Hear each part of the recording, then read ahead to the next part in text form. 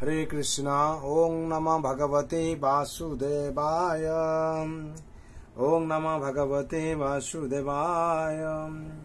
ओं नमः भगवते वासुदेवाय। नारायणं नमस्कृतं नरं चैव नरोत्तमं देवीं सरस्वतीं व्यासं ततो जयमुदीरये। नष्टप्रायेषु अभद्रेषु नित्यं भगवत सेवया भगवते उत्तम श्लोके भक्ति भवति नैष्ठिके। कृष्णाय वासुदेवाय देवकी नंदनाय च नन्दगोपकुमाराय गोविन्दाय नमो नमः। हरे कृष्ण। श्रीमद् भागवत स्कंद 10 अध्याय 2 श्लोक संख्या 9। मथाहमं सभागेन देवक्या पुत्रता शुभे प्रशंस्मि त्वं यशोदायां नंदपत्न्या भविष्यसि। शब्द বলা আছে তথ অথ অতএব অহম আমি অংশ ভাগেন আমার অংশের দ্বারা দেবক্যা দেবকীর পুত্রতাম পুত্র শুভে হে सर्वमंगलकाई हे सर्वमंगलमयी যোগমায়া প্রাংস্যসি আমিষ হব তুমি যশোদায়াম মা যশোদার গর্ভে নন্দপত্ন্যাম নন্দ মহারাজের পত্নী ভবিষ্যসি আবির্ভূত হবে। অনুবাদ। হে সর্বমঙ্গলময়ী যোগমায়া, আমি তখন আমার পূর্ণ ষড়সূর্য সহ দেবকীর পুত্র রূপে আবির্ভূত হব এবং তুমিও নন্দ মহারাজের মহারানীর মা যশোদার কন্যা রূপে আবির্ভূত হবে। তাৎপর্য। এই শ্লোকে অংশভাগেন শব্দটি তাৎপর্যপূর্ণ। ভগবত গীতায় 10:42 ভগবান বলেছেন অথবা বহু কিং জ্ঞানেন চ তবার্জুনঃ বিষ্টভ্যমিদং কৃষ্ণম মেকাংসেন স্থিতো জগৎ। হে অর্জুন, অধিক আর কি বলবো, এই মাত্র জেনে রাখো যে আমি আমার এক অংশের দ্বারা সমগ্র জগতে ব্যাপ্ত হয়ে রয়েছি। সবকিছুই ভগবানের শক্তির এক অংশরূপে অবস্থিত। দেবকীর গর্ভে ভগবান শ্রীকৃষ্ণের আবির্ভাব সম্পর্কে ব্রহ্মাও অংশগ্রহণ করেছিলেন, কারণ ক্ষীর সমুদ্রের তীরে গিয়ে তিনি ভগবানকে আবির্ভূত হওয়ার জন্য অনুরোধ করেছিলেন। ভগবানের প্রথম অংশ বলদেবও একটি বিশেষ ভূমিকা অবলম্বন করেছিলেন। তেমনি যোগমায়াও মা যশোদা কন্যা রূপে আবির্ভূত হয়ে অংশগ্রহণ করেছিলেন। এইভাবে জীবতত্ত্ব, বিষ্ণুতত্ত্ব এবং শক্তিতত্ত্ব সবই ভগবানের সন্নিবিষ্ট এবং শ্রীকৃষ্ণ যখন আবির্ভূত হন তখন তিনি তার সমস্ত অংশ সহ আবির্ভূত হন। পূর্ববর্তী শ্লোকে বিশ্লেষণ করা হয়েছে যে যোগমায়াকে দেবকীর গর্ভ থেকে রোহিণীর গর্ভে সংকর্ষণ বা বলরামকে আকর্ষণ করার জন্য নির্দেশ দেওয়া হয়েছিল এবং সেটি ছিল তার পক্ষে এক অত্যন্ত ভারী কার্য। যোগমায়া স্বাভাবিকভাবেই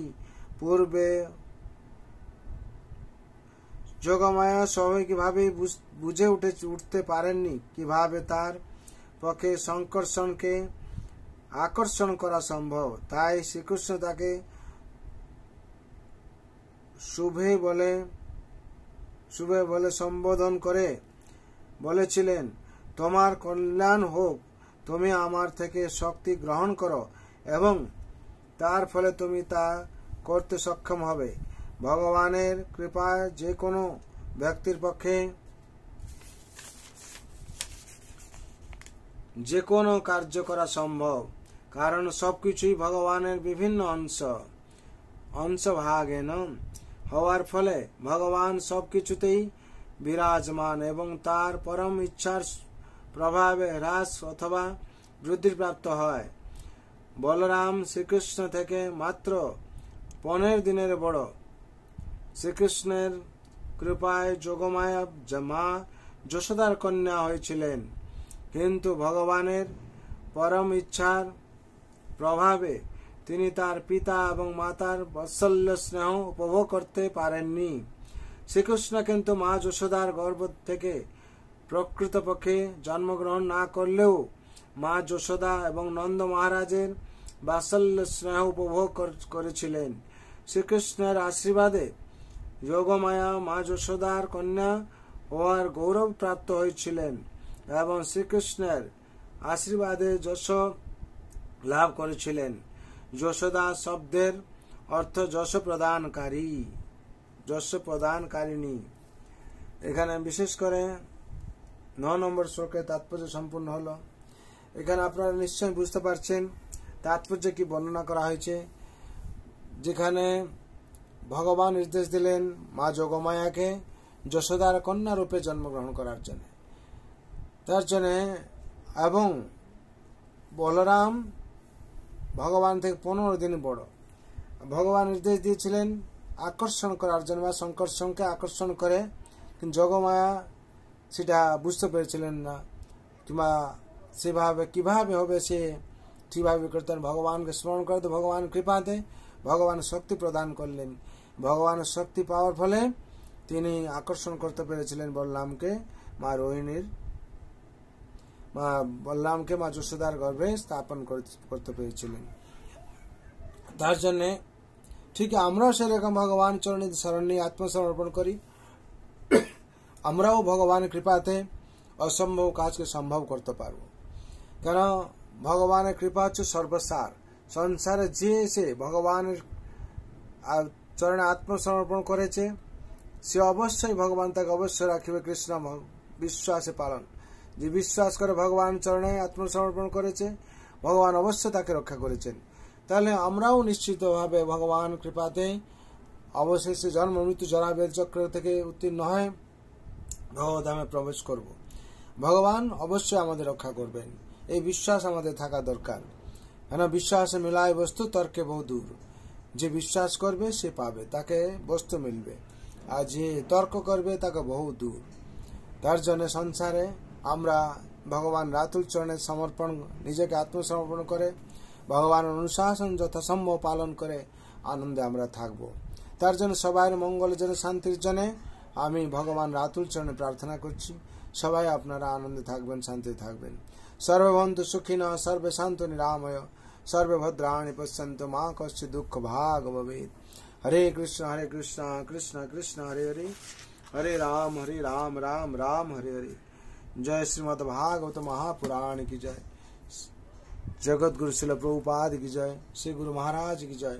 अनंत कोटि वैष्णव भक्त वृंद की जय। उपस्थित भक्त वृंद की जय। निताय गौर प्रेमानंदे। हरि हरि बोल, हरि हरि बोल, हरि हरि बोल।